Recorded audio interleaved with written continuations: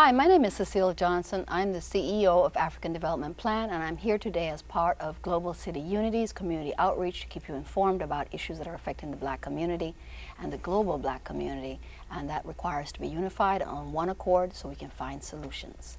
Today's show is part 2 of 2, called The Crisis in American Education.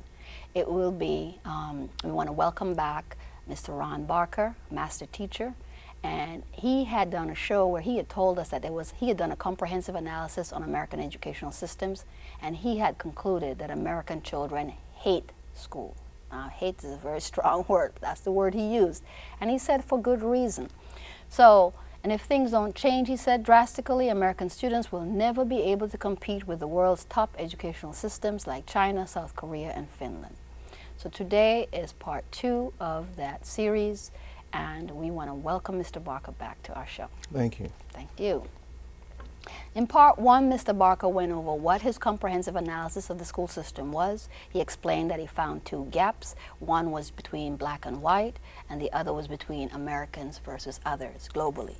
He explained how businesses are not happy. They're not happy with the outcomes that our college students who need critical thinking skills to compete in global market, and he talked about those 3 areas: how they don't know how to work in groups, how they don't know how to think critically, how they don't know how to communicate well, right? And ask questions. And they don't know how to ask questions. The right questions. The right questions. Again, they lack critical thinking skills. So we think sometimes American universities are all of that.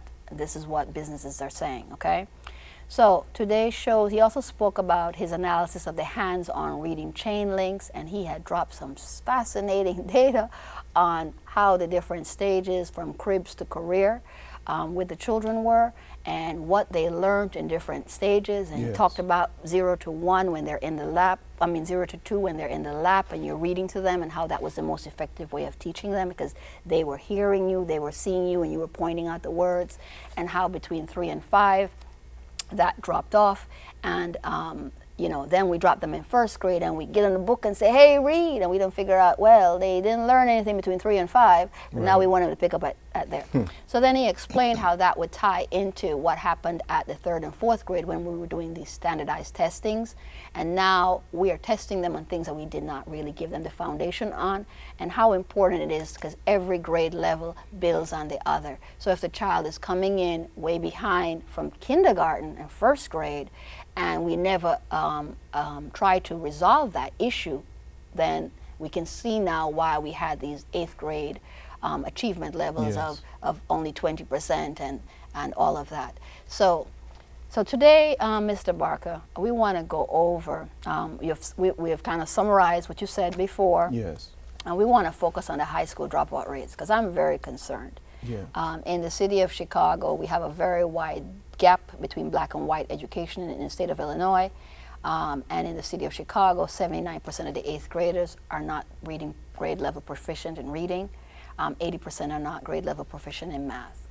Yet we still push them up into high school. Yes. You told us that high school requires a lot of reading comprehension, and I see them big books the kids are coming home with. With different teachers. Exactly. So now 79% aren't ready. Yeah. Right? So we send them to high school for what purpose, right? And then we look here in the state of Illinois that 3 in 10 children attend a state-funded preschool, right? So we look at the poverty levels, we look at 11% of the children who graduate from high school are actually college ready, yes. right? Which means that they will be ready for trades also, because most of the trades require you to read these manuals yes. and study these tests and pass them, yes. right? So it's not just about going to college, it's about being able to comprehend, to learn a trade, to learn a skill, to be an entrepreneur, right? And if you can't read and write and comprehend, you can't manage, you can't handle. Right. So let's pick up where we left off. Okay. Tell people a little bit about yourself, but then also let's talk about what can be done to help stop high school dropout rates. Well, I've been a teacher for 30 years, since 1985, and, but what I do that's different from most teachers is that I write curriculum, you know, and so based on what my students need.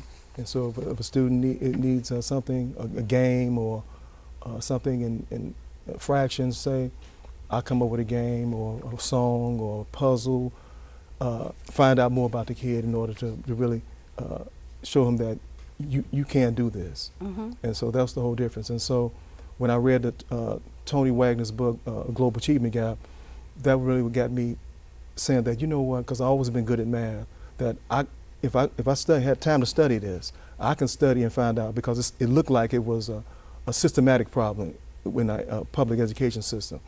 I found that 3 to 5 year olds. And so I began to write curriculum in order to really solve that. And so getting back to the high schools, is that what's happening now is that they're saying, the University of Chicago did a consortium on the question of what can be done to stop this massive dropout rates. And so they came up with saying that the children need adult mentoring for incoming freshmen in high school. Adult mentoring? Yes. Okay. And that's so they can, first of all, have somebody they have to be accountable to. Okay. And they would have to show them how to organize all those work from different subjects, from different teachers. See, that's the difference between grammar school and high school, is that you have 4 or 5 different teachers giving you all this homework that they don't know the other one gave homework. So it's like, how do I handle 4 hours worth of homework? Right. So the adult mentors will help them with that. But see, that's reactive and not proactive. But it has worked, because it was working so well that the colleges say, what we're going to do is expand dual enrollment for the juniors and seniors in high school. So they enrolled in high school and they actually enrolled in college also, to make a smoother transition. Okay. But again, all this is reactionary. It's not proactive. Proactive is that we already know that the achievement gaps were already there before they got into kindergarten. And so everything that we do after that is reactionary. Okay. So achievement gaps are at kindergarten level. Yeah. They're responding with adult mentoring, Yes. right, which is really an accountability check, Yes. but not addressing the fact that they're They not are- reading on level. That's right, they're already right? They're behind. not writing on level. That's They're doing right. math on level. That's right. So all of this is nice. And they're frustrated. Exactly. They're on the fence. They're ready to drop out at any kind of challenge. So I hope some CPS educators, including the superintendent, is listening, right? That because this has been bugging me myself.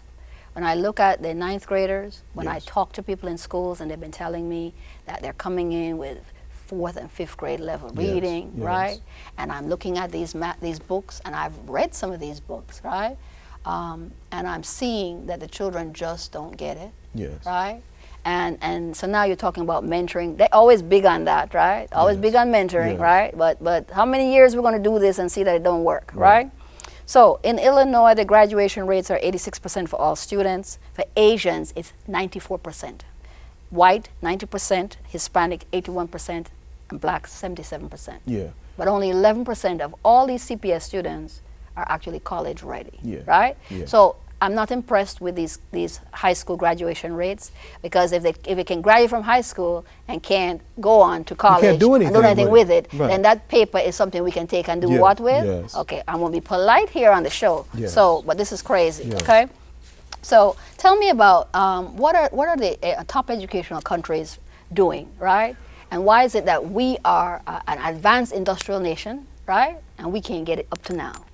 Well, Finland is the #1 educational system in the world, as far as the PISA test, which is a test that 15-year-olds take all around the world in order to see who's doing what. And the test that they give is based on reading comprehension, science, and math. And what Finland has done is, see, it's two. Let me break this down. Teaching is an art and a science. Okay.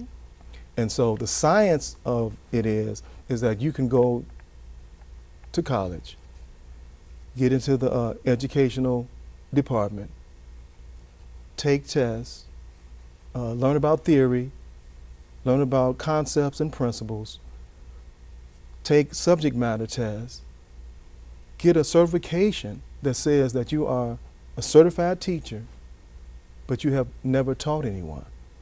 Most of these curriculum in the schools and the colleges, they call for 8 to 10 weeks of actual teaching in front of students. Internship? Yeah, internship. 8 to 12? Yeah. Well, some of it's 6, 8, 12. 6 to 12 is the norm. In between that, 6 to 12. But that's in the 4-year period. Wow. So in 4 years, you have taught actually 6 to 12 weeks at the most in front of students, and the teacher that's teaching you is in the room. So you have never had to control that yourself. Control that situation until you actually graduated from college and landed a job and went in front of the kids and really found out that the kids are not sitting there with their hands folded saying, Ms. Johnson, would you please teach me? I know. I had this experience. That's right. I had this experience when I went into school doing That's some right. substitute teaching. Oh, wow. Some That's of them right. were wonderful, but some, wow. You know, so yeah, I wish I had had some substitute teaching training. Yeah. Well, and the whole thing of it is it's like, it's 3 levels of superior teaching. Okay. The first level is all about the teacher's perspective. So we just say the teacher graduated from college, went for 2 years, the average teacher end up getting out of teaching if they don't have any kind of help after 3 years. Because they go there for 2 years and then they can't get the kids' attention. Right. They have all these theories and all these wonderful best practices, but they can't get the kids to be quiet and listen to them. So usually the 3rd year is like, it's a do or die, saying, Right. okay, who am I as a person, as a teacher? And they say, well, I love pets. Specifically, I love kittens. I love cats. I know all about cats. So what the teacher does, she brings in a kitten or a couple of kittens into a classroom, and then voila, the kids have their hands folded, want to listen because they love kittens and animals too. Right. And so just by the teacher giving of themselves, that's the art of teaching. The art of teaching is all about building relationships, building trust, and building a connection with the kids. Because if the kids don't see how what you're teaching them is useful to them, they don't want to hear it. So do you think that when you look at the public school system and the fact that we have a 91% non-white public school system, Yeah. and you have maybe like a 40-something, like 50% white teachers, right? So we have a culture gap there, right? Yes. Then there's a poverty gap because even Yes. within a culture you have different economic levels, Yes. and that creates other problems. Yes.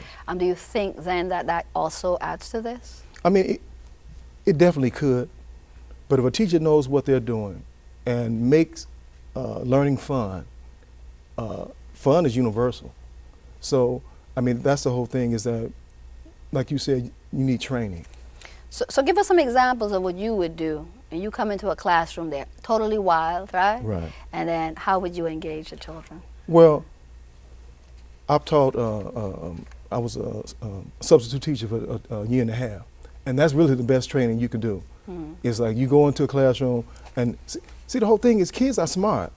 They know what's going on. And so when a substitute comes into a room, first of all, you don't know their names. They know you don't know their names. Right. And so you come in there and they say, I can do this, and they feel like they can do anything. You know, when the teacher is absent, it's like it's a free-for-all. Right. That's why you, as a substitute, have got to come in full force on what you're doing, what I call my bag of tricks. So tell about your bag of tricks. My bag of tricks, well, I might come in with Jimmy the Chimp. All right, kids, sit down, just sit down. They laughing, and all of a sudden they sitting down. Okay. What's your teacher's name? Miss Johnson? Okay, she's not here today, and I'm going to report everything that you do. They laughing. Oh, I say that Okay, too. okay, and okay. I looked at the lesson plan. Okay, it's timetables. Okay, All right. Who know the 12s? The 12 timetables.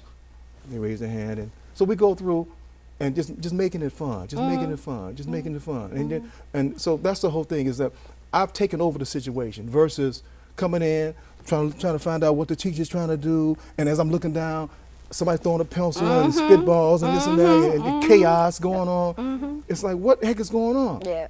And so you have got to be able to have your bag of tricks. you know, and brought my piano here, and well, even without the piano, it's like, how many kids love rap? Oh, they raise their hand. Because what they're doing is that the best thing that a teacher can do is to show that a child has everything they need inside of themselves to be successful. Right. But to do that, you've got to be able to write curriculum. And so Finland, who is the #1 educational system in the world, is going to change their whole educational system in 2016-2017 school year to that. Finland has 30% of their teaching force special education. They want to make it 100%. Wow. Not just like special education, because special education, that's what you do. That can be gifted as well as people who are behind, learning disabled? In Finland, it's no gifted. It's no special. Everybody's special. Because you could be great at reading comprehension, but for some reason you can't get decimals. Right. And so they meet every week and say, you know, Cecile Johnson has a problem with decimals. They pull you out and go to the teacher who is the specialist in decimals. You don't even know anything about it. You just, it's like you don't know, or you're not in trouble or anything. You just go and you have fun. She made this game about decimals. You come back in and voila, no problem with decimals anymore. So is it more expensive to do this? I don't know the numbers as far as how expensive it is, but what Finland has done is that every child from preschool to graduate school has a master's degree. Preschool to graduate school, master's degree. But the first thing is that, you know, when our kids are trying to connect the dots, like you say, as far as reading comprehension, Finland let the kids play. That's the second level of art of teaching. Right. Is that all kids love to play. You want 100% engagement, let the kids play. Let play, yeah. And so they only take the top 20% of the graduating class to be teachers. It's harder to become a teacher in Finland than it is to be a surgeon. Now that is fascinating, because what I found in Florida was that people who couldn't cut it ended up teaching. Yeah, so the dum-dums in the classroom, the children, well, right? I mean, and that's what you get. Yeah. And so, but the reason why they want the top 20% is because they want you to be able to write curriculum now. Okay. And so, that makes sense. but what they do is like 3-year-old, 4-year-old, 5-year-old, 6-year-old, from birth to 6 years old, all the kids do is play. What that is doing is that they love the learning process. They love learning. And so all of them have master's degrees, and all of them they learn to analyze play. So the kid who takes their blocks, just say block play, the kid's playing with blocks, all the kids playing with blocks, the kid who gets the blocks and goes in the corner by himself and start playing, he's going to be a researcher. He's going to be a scientist. The kid who's playing with the blocks and separating them all into different colors, she's going to be a fashion designer or artist or interior decorator, something that has to do with colors. And so the total opposite of what we do. They analyze play while we control our kids' emotions, basically. Right. We make them into people who need the drugs that they didn't put them on, the ADD, ADHD, Right. all the alphabets, but it's really foolishness, right? Well, the whole thing is that when the number one thing the number one skill you need to have in preschool is crisscross applesauce, to sit there And a be long still. periods of time being quiet. And if you can't do that, you end up getting kicked out of preschool. Right, because you've had children expelled from preschool, yes, right? Yes. Which is pure foolishness again. But what they're saying is that, what the kids are really saying is that we want something to do. Right. When I was sitting in my mother's lap at 1 and 2 years old, I could turn the pages. I could help her turn the pages. I could point to the pictures. Now all of a sudden, the teacher's the only one that has a book, and you want me to sit there as a non-participant in the number one thing that I have to do as far as being successful in school and in life, reading with comprehension. If we get that together, and the fascinating thing is that if we get the 3 to 5 year, the chain link I was talking about, is that all the other chain links connect. Right. But the 3 to 5 year old, the 2 year old going into the 3 year old is a disconnect, and the 5 year old going into the first grade is a disconnect. And so they never recover from that. That's why in Tony Wagner's book, The Global Achievement Gap, is the reason why we can't catch up to Finland or South Korea or Poland. So what I'm hearing here, folks, is that we have a simple solution, right? It's pretty simple. Because every child that's now born right now, Yes. right, Yeah. will be 2 to 3 in a few years. Yes. So we have time to prepare for them, Yes. right? Yes. And we can implement some programs that begin to teach reading comprehension between that 3 and 5-year-old Yes, level, yes. right?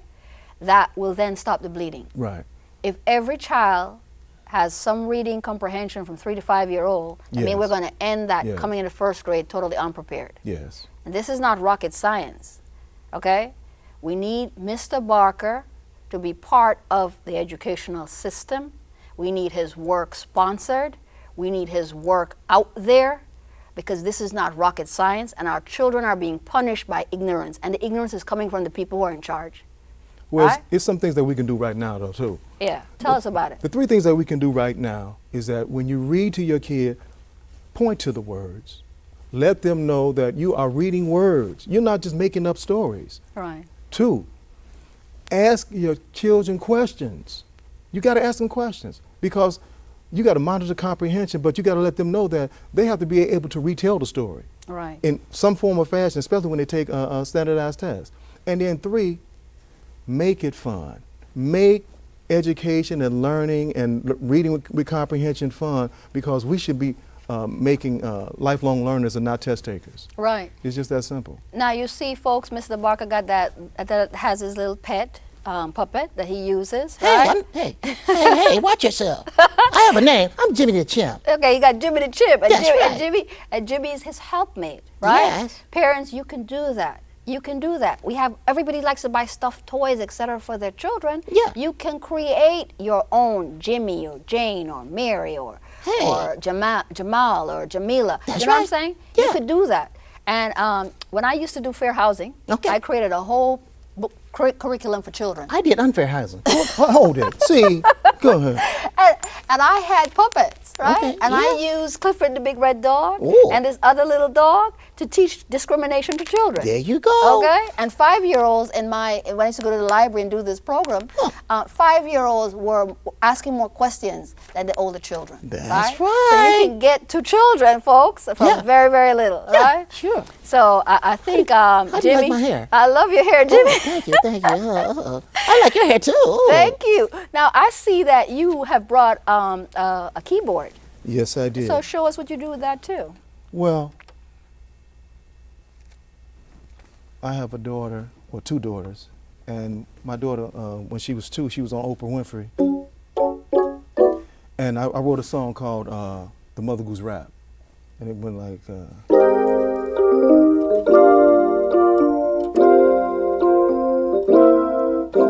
a A, a B, a C, a D, a E, a F, a G, a H, a I, a J, a K, a L, M, N, O, P, Q, R, S, T, U, V, W, X, and Y, and Z. So I don't want to.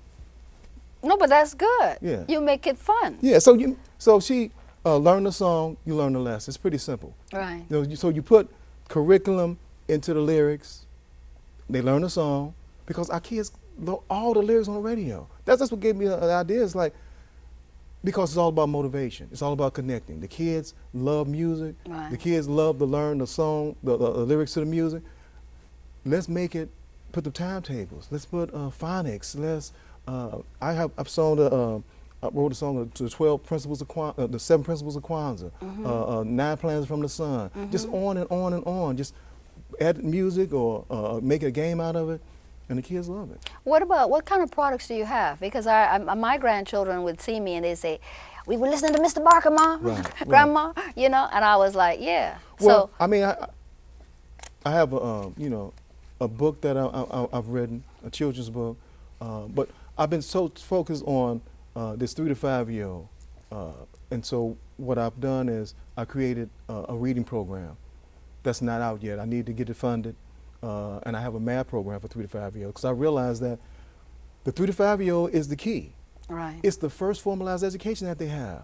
And when they're sitting there, we're teaching them not to ask questions. We're teaching them not to do this. And then the business is saying, we want them to ask questions, and we're saying 3 to 5-year-olds don't ask questions because it's easier to control the classroom when you're sitting there with 30 kids in the classroom. But the solution is give them something to do. Make reading participatory. You said you need funding. What kind of funding you need? Yes. Well, you mean numbers or just, You got any numbers or what you need? We need some philanthropists Yes. to take an interest in education, make it fun, which means that it will the payback for them will not only be a workforce that is ready, that can kick butt worldwide, but will have our children ready for the global economy. Yes. I mean, tell the people what you need. What I would love is with my books, which is it's a picture chapter book. Mm-hmm. You know, so before you read chapter 2, you ask questions about chapter 1 before you go to chapter 2, and on and on. Right. But I would love to have a couple of classrooms or a school where I can go in and work this program and have funding for that. And so 2 or 3 years later, you can see these children have, you know, just test scores through the roof. Right. Because once you can read with comprehension, everything else opens up. So remember Mr. Barker said that he was a teacher. He quit that to do the research. Then he had to go back to work because it was taking much longer, as those of us who do research know. Yes. And so we're looking for some philanthropists who will be willing to sponsor this work so that not only can he go into schools and test it, he's already tested it. He's been a master teacher for 30 years. Yes. His children are all proficient, and others who have been through his classes. So this is not something that needs to be tested to death. But so for those of you who are, you know, who are going to ask those questions, we could do that. But we need for him to focus 100% of his time on this kind of stuff. Community, this is what we need. When we talk about solutions, solutions need funding. Most of us don't have a trust fund. We don't have that connection in communities that fund this. Yes. And somehow the black community, those who have done very well, don't seem to understand that, that other communities, the Jewish community fund Jewish programs, plus ours, right? The Korean community fund Korean programs. It's hard to get to them, you know. And then in the black community, our millionaires think that they're not supposed to spend any money to fund what needs to happen for our children. Yes. Well, if it gives you any comfort, all children will get an education. So since you won't give to just black children, all children will get an education, because we're not competing globally. We're not competing globally at all. So this is a real problem. As we move up here, we notice that, like you said, we're not competing globally, and we keep importing people, and it really annoys me to see us having people come in, and I'm a foreigner myself, right? I've been here 30-something years. But to see that opportunities are available for people who come in when children who are here have not been groomed for those opportunities. Let people come, but let the people who are here at least have that opportunity. Yeah, because we're leading to one thing, mass incarceration. That's right, that's right. 58% of the black people, or the people in jail here in Illinois are black, right? And we see that tied directly from the schoolhouse to the jailhouse pipeline. Mr. Barker, we have run out of time, and so I would like to thank you for coming in. Thank you for bringing your puppet, playing that song for us. This is just the tip of the iceberg, right? How can people get in touch with you? Well, right now, like I said, I'm focusing totally on my research and the 3 to 5-year program. So only thing I have is my cell phone number. Give them the number. 773-331-5181. And if you can't get him, you can get me at African Development Plan. And I usually put this up on the web so you can see it. You can get and I will connect you with Mr. Barker. We need those of you who have the resources, have the funds. Please let him come and do a presentation to you and find out what's going on, how you can help. This will be a gift to humanity because this can be used all over the world. Okay? So I want to thank my guest master teacher Ron Barker for sharing real solutions. That's real. And it was fun. I had a great time. This was part 2 of the Crisis in Education in America, and I hope it has been as informative for you as it has been for me. And again, we would like this program in the Chicago Public Schools. So if you're out there, you know the superintendent and you know the mayor, because we're going to go visit them, then we need them to be in touch with Mr. Barker. Again, my name is Cecile Johnson. I am the CEO of African Development Plan, and I want to thank Global City Unity Community Outreach for allowing me this opportunity to have Mr. Barker on TV this afternoon.